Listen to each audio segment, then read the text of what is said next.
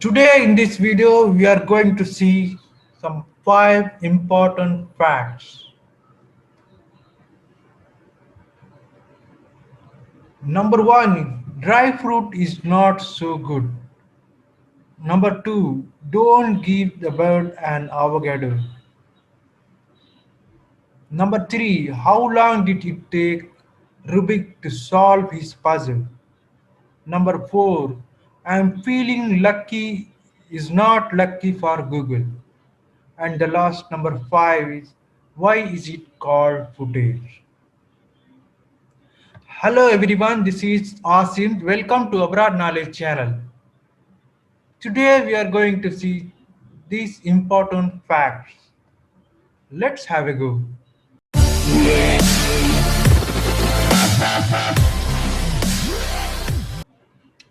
Number 1 is, dry fruit is not so good.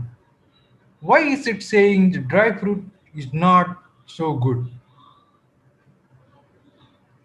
Dry fruit is put across as being a healthy alternative for a snack. And while that is not exactly wrong, it does not tell you about the nutritional value that it is ultimately lost because of drying out process. On average, and this does depend on the fruit in question, you are going to end up losing anywhere between 30% and staggering 80% of the antioxidants and vitamins that were initially contained within the fruit in its natural state. And in other words, the benefits that you would have been getting from the fruit are pretty much no longer there simply because it is dried. So, if you are turned between fresh or dried at any point, then always choose the fresh option as it is certainly a lot healthier for you and will be able to boost your health while the dried version is going to always struggle. Number 2 is, don't give the bird an avocado. Why an avocado is harmful to bird? While an avocado can be useful addition to a number of dishes for us humans, the same cannot be said for birds. You see, an avocado is like a gained piece of poison for a bird. So you would not exactly be helping it out by apparently giving it something to eat. The reason why it is acting as a poison to a bird is because an avocado contains something called tercine, which is actually a toxin. However, it is a toxin that is perfectly harmless to us humans, and we can eat them all day without it giving us any cause of concern. It is also true that dogs and cats appear to be immune to this poison as well. But sadly, the same cannot be said for either birds or cattle, where the toxin will attack their system and could prove to be deadly. Number 3 is, how long did it take Rubik to solve his puzzle? The Rubik's Cube has to be one of the most famous puzzles to have ever been invented, leading to numerous attempts to solve it in the shortest time possible. It was the creation of Erno Rubik, who sat down and personally worked out all of the different options and possibilities for the cube. So, with that in mind, you think as he must know the answer that it would have led to him being the best at solving it. Well, that's not actually correct. Instead, it is known that after initially creating the puzzle, it took Erno Rubik 1 month to get to the point where he had actually been able to solve it. Now, if that sounds as if it is a long time, then it is. But just to make matters worse, we can look at what the current world record is for solving the Rubik's Cube.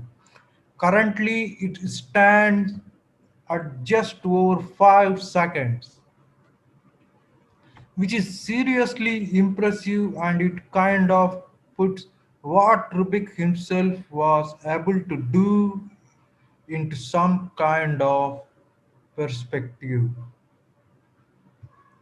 Number four is I am feeling lucky is not lucky for Google. Have you ever used the I am feeling lucky option when you navigate to the Google search page? If so, then you will be familiar with the way in which you just never know what is going to appear on your screen. But there is something behind the technology that means it is not regarded as being a lucky option for Google. It turns out that having this feature on their search engine actually costs Google in the region of 110 million dollar per year. The reason using this option means that you bypass the keyword specific advertising, which is where Google makes the money. However, you would like to think that as Google makes so much money, the drop the this is just a drop in the ocean for them, and they certainly do not have any intentions of cutting it from their search engine or search page. And the last one, number five, is why is it called footage? You have heard of the term movie footage or footage being used in a video sense. Do you know why it is referred to as a footage in the first place? If you were under the impression that it would be some complicated movie terminology that is difficult to understand or comprehend, then think again.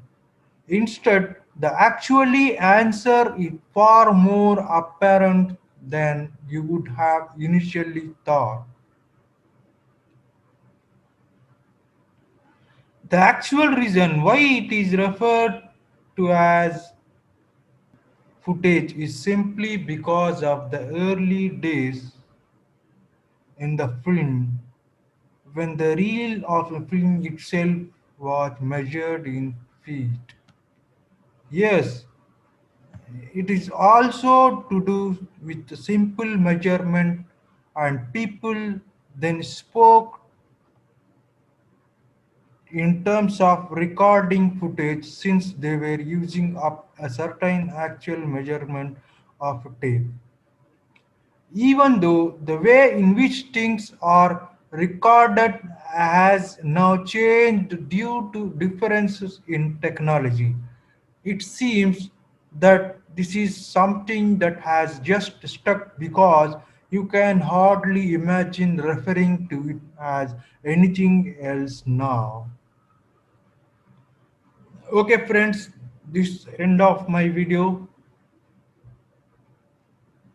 Next, in the next video, we'll come with some other important facts.